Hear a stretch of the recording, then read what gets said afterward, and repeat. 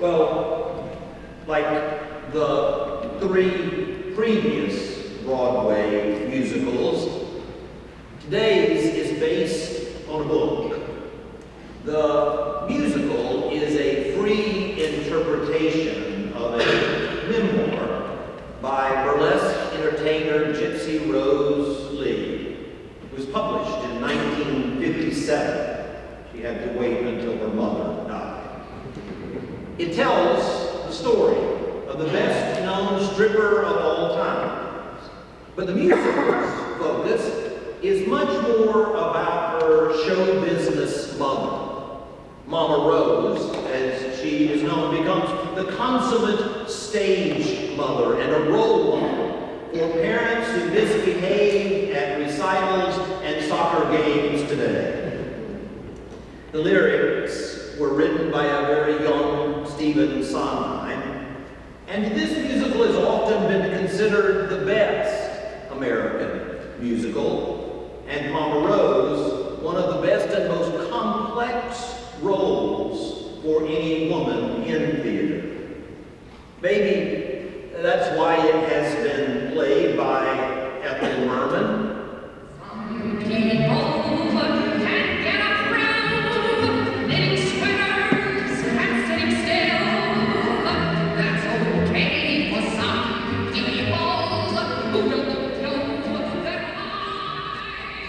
Also by Angela Lansbury, Tyne Daly, Bernadette Peters, Patti LuPone, and in the two movie versions, Rosalind Russell and of course Bette Midler have played Mama Rose. And according to persisting rumors, Barbara Streisand wants to play her next with Lady Gaga as the daughter. Now, you have to admit, that is a staggering lineup of some of the greatest women to ever grace the American stage, all in the same role. It has been suggested that this is the best Broadway role for women of a certain age who want to, it has been revived repeatedly as an opportunity for them to receive a Tony nomination. Now, frankly, I have to say that in the course of this series, this particular Broadway musical presents something of a sermonic challenge. With the previous musicals, I could have just told you the story and let the morals and the values of the story be the sermon. Well, this one is more a story, mostly a story about a show business mother who tries to live out her own dreams through her kids. She fails, but her daughter succeeds in becoming a world-famous stripper. As you can see, there is not a lot here for a preacher to work with. I mean, there aren't a lot of strippers in the Bible. There was that time when David literally danced out of his clothes. He was so excited. And there is in the story of the Gethsemane, the little boy who comes to warn Jesus, and when the soldiers try to grab him, he runs out of his clothes, literally. But after rereading the scriptures in the light of this musical, it finally dawned on me that perhaps this oft-repeated musical might be calling us to understand what it means to be revived. Counting the two movies, this musical has been revived 6 times. And that's just during my lifetime. Who knows how long it will run. Maybe the lesson from this is how to live a life that is worth reviving. Each time Gypsy has been revived, the woman playing Mama Rose has had to look within and see what it is for them about this woman's personality that they are uniquely able to express. If they had not done that, this role would have grown tired and repetitive and tattered long ago.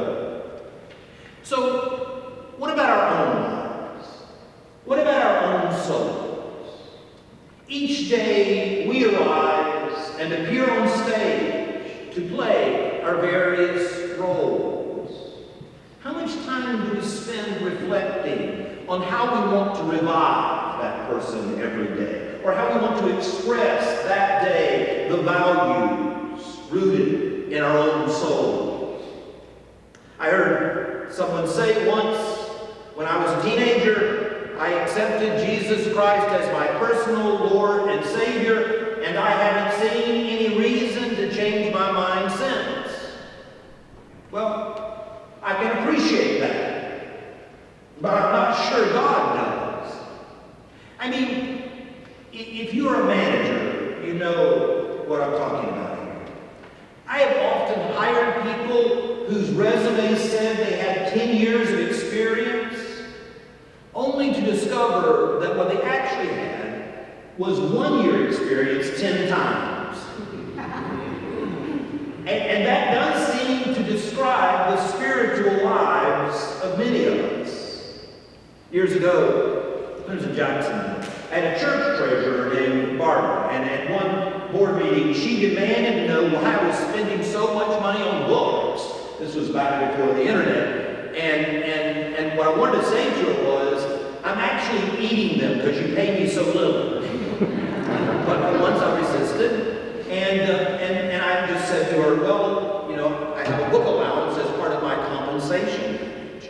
And so someone on the board said, well, so is he overspending his compensation package? And she said, well, no. But I just figured that since he has graduated from seminary, he ought to know all there is to know about God already. Well, if she had encountered me before I went to seminary, that might have been true. There was a time in my life where my spiritual life was like cement, all mixed up and poured in place and burned. But with time, I've learned that the better I know God, the less I know about God. Maybe that's why they call it faith, not knowledge. The more we're able to accept the questions, the greater the likelihood that our spirituality is rooted in faith, not presumption. Living the questions can be as hard on the vitality of our faith as letting our faith become dry, dusty, a relic of the past. So did any of you go to revivals when you were a kid? Some of you grew up Baptist, so surely you did. I grew up in a sort of high church, Methodist church, so we didn't have revivals. But I went with my friends to the Baptist church's revivals, and then when I was a young preacher, they would invite me to come and preach at revivals. I guess it was because I was so young and that was something of a phenomenon. But they kept inviting me. This one particular Baptist church in Pulaski, Georgia, kept inviting me every year to come and preach their revival. Well, finally, I asked the pastor, now, so why do you keep asking me back? I'm not even a Baptist. And he said, sort of chagrined, well, to tell you the truth, you're as close to a bright black preacher as we can have in this country. I wasn't quite sure how to take that. Of course, after I came out, all those invitations stopped. Which was okay, because I never did get the hang of the invitation. I mean, I really get tired of just as I am after a verse or 20. And so, you know, I wasn't very good at that. Eventually, churches, of course, have quit having revival meetings. And at the rate of decline in the church, it is apparent the church has quit being revived as well. This church, coming back to life, is a very rare thing. I told you a story yesterday morning at 8:30 to 300 people in Michigan. And they applauded because it gave them hope that their church might come alive again too. Well, I don't know what it is about revivals. I think that churches being revived these days are as hard as, well, you and me having our own souls revived, regenerated, rejuvenated, re-energized. The first lesson today was Paul's letter to young Timothy. We almost skipped it. I'll tell you, when I retire as a pastor here, you will know a lot of Jesus. But if you want to know a lot of Paul, you're on your own. I just don't spend a lot of time there. But this time it seemed appropriate. Because in this passage, Paul is personally giving advice to his young protege. He's concerned that his absence in Timothy's life will cause the fire, the fervor of his faith to burn low. And that's probably a legitimate concern. I love the fact that if you listen carefully, Paul begins by talking about Timothy's mother and grandmother, reminding him that he has a legacy of faith that he's inherited. Now, I'm not saying that any of us had mothers or fathers like Rose and Gypsy. But I do know that every one of us in this room had imperfect parents. And so do they. And so do they. And so do they. And if you have children, you are an imperfect parent as well. Parents have a hard time separating their own needs from the needs of their children. Some had it worse than others, I'll acknowledge. But I don't think any of us in this room had it so bad that we grew up and became strippers. I don't think. Perhaps Paul is saying to Timothy, not that he has perfect parents, a perfect mother, a perfect grandmother, but that even so, he inherited some gifts from them, and perhaps he should build with those gifts. Maybe we all need to do a bit of that. We don't need to make artificial saints out of our families. Most of us are adults here, and part of being an adult is taking responsibility for your own life. Only you can take the gifts that are yours and stir them up. So, how do we keep the fires of our lives burning?